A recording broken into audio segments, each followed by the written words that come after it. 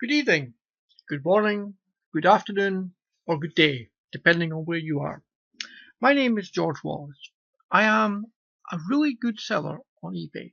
I'd like to talk to you about an experience that we've just had on our account. Not be very nicely, but these things happen to you. The background to this is very simple. We sold 2 items, no problems at all, and heard nothing whatsoever. 3 weeks passed, everything fine. One Sunday morning, 19th of October, we received a negative feedback. Well, that's okay. We'll just sort that out, no problem at all. We used our normal process and we left a message on the negative feedback. This lets everybody see that you are in control of what you do and you're trying to make things work properly. We also looked at the feedback and found it very strange because it said it arrived late and broken. Now, we weren't really very sure about what this really meant since the buyer had bought these things and then hadn't said anything. Normally, if something arrives late and broken, you normally get a whole lot of emails from people complaining about the fact it's arrived late and broken. This one said nothing whatsoever.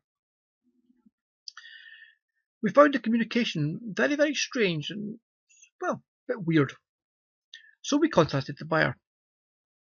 And nothing came back. Well, that's a huge surprise, isn't it? So we sent a second email. And we waited for a little while. And then we got an email back from the buyer, which was, wow, this is good. This is very, very pleasing indeed. So, the story is that the item had arrived after 3 weeks. I found that a bit weird because even though sometimes the mail can be a bit slow, 3 weeks is a very, very long time to wait for an item to arrive. The story sounded really good. They then went on to talk about the fact that it had arrived, it was smashed, it had been broken, and because they had a child, they'd thrown it away. When they'd opened the parcel up, it was full of glass, full of powder, and it was a danger to children.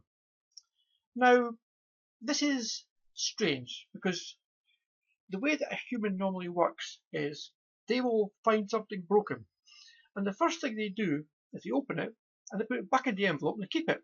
They don't throw it away. Very convenient this that it had been thrown away and never really said any more. Funnily enough, they didn't really say what they wanted. Normally, buyers would be demanding new items. I want this, I want that, I want something else. But nothing was said at all, which was sort of strange.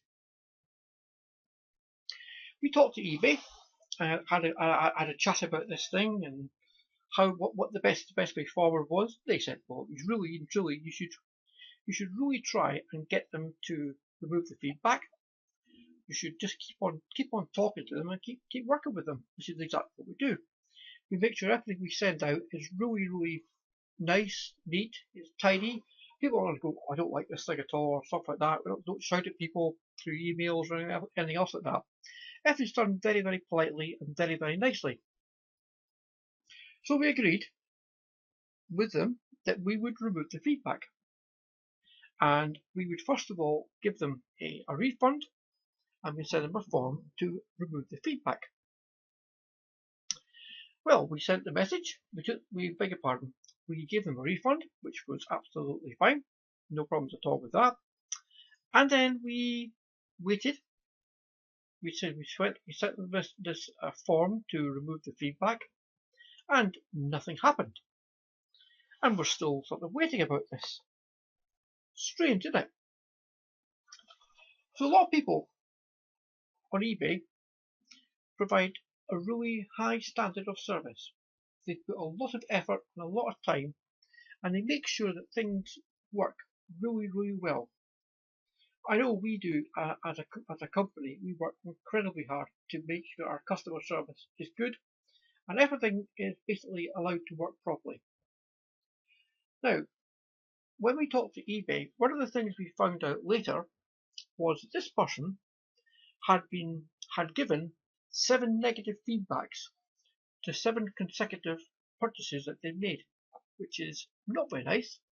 And considering every purchase had the same words, well, that's a bit bad, isn't it?